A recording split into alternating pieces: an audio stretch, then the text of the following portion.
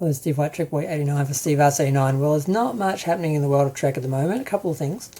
I guess the most interesting thing to me is they are releasing the Star Trek Picard Season 3 poster art from Vice Press. They're doing two editions of it, a foil edition and a standard edition. It's the one that they released, I think it was for the IMAX season finale, where basically it's the crew, the Enterprise, and the Borg cube behind them. And it's a beautiful piece of art. It's done in that style of, I think it was a Raiders of the Lost Ark art, because that was the first time I really sort of realised that the same artist was doing the covers, and a lot of posters were done by that artist, and then in that sort of style. And it is this classic retro. It just says epic. It says, event movie. It's beautiful, and I love that some of these posters are getting some respect and a release. And I'm tempted to buy it myself, but I don't think I will. But I'm really glad that that's getting released.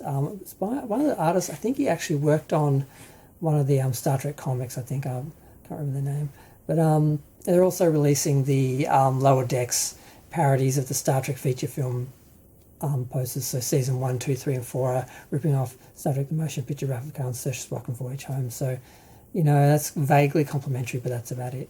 And not much else is happening.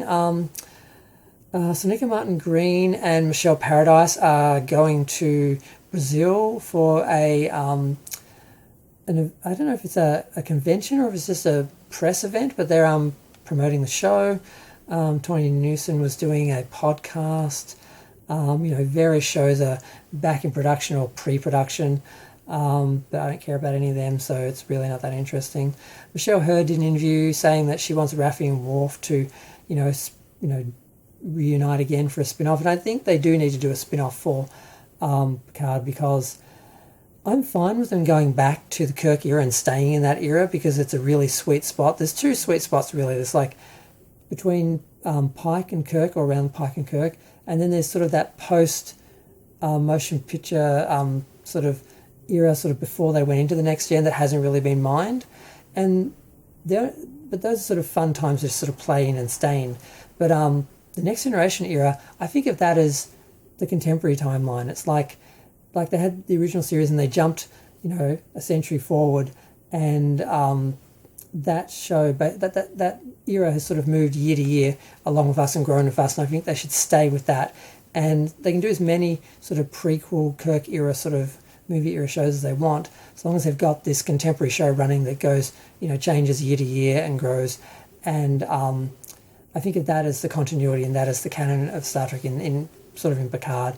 They kind of ruined it with season 1 and 2, but they tried to pull it back into line in season 3 and did some interesting things. And I do think it can be salvaged, despite all the timeline changes and so forth done in Discovery and Strange New Worlds. I do think they can just pick an era, pick a canon timeline, and just stay with it, and stay year to year, and just have this contemporary show that grows and moves forward constantly.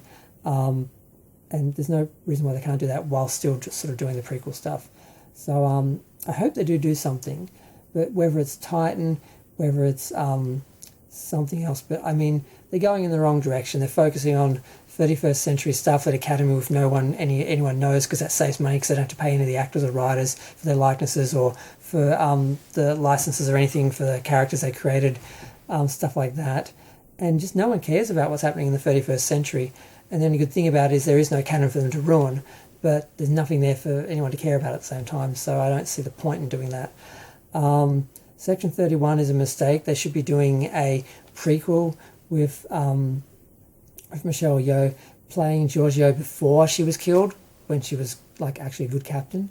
That's what I'd rather see her do, not this sort of mustache twirling, cannibalistic space Nazi. I mean, it's just but yeah, that's it. Not much happening, just some cool posters and a bunch of shows going in production I don't care about, and a bunch of people I don't care about talking about it. I miss Star Trek. I'm going to go. Feel free to share, like, comment, subscribe. Let me know what you think. Thanks. Bye.